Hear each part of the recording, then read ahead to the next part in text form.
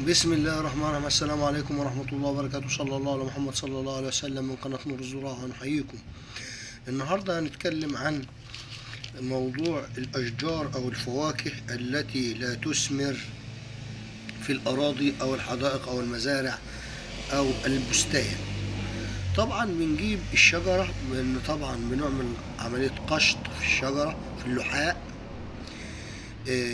بعد 10 سنتي من الأرض أو أسفل الأرض ب10 سنتي. نحفر على الجدر ونبدأ طبعا نحفر تحت الأرض ب10 سنتي في الجدر دوت، ونبدأ نخبط نكسر اللحاء شوية. ديت عملية بتدفع النباتات إلى أو الأشجار للتنشيط. أو دق مسمار بعمق 7 سنتي في الشجرة، ارتفاعه مثلا طوله 10 سنتي، 7 سنتي في الشجرة و3 برضه. ده برضه بيدفع الشجر للتنشيط للنمو الخضري والتزهير. عمل قشط أو جرح في اللحاء أو في الساق يعمل على تنشيط الزراعة.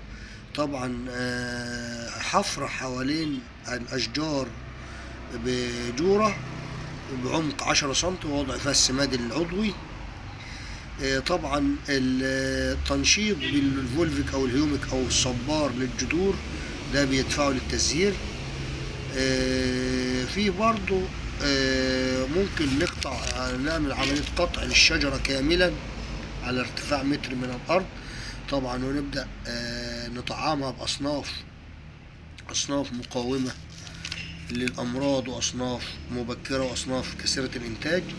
إزالة الجذور من على الأرض بعمق 10 سنتي ونطهرها. ده طبعا بيعمل الأشجار بيدفع الأشجار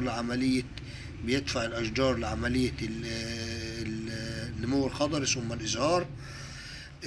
طبعا دهان الأشجار بعجينة بوردو اللي هي كبريتات نحاس وكسكلور نحاس زائد غيره زائد جير حي زائد ماء. طبعا بندهن الأشجار من الأرض بارتفاع متر، بتحميها من طبعا الزواحف والحشرات والقوارض والفطريات والبكتيريا.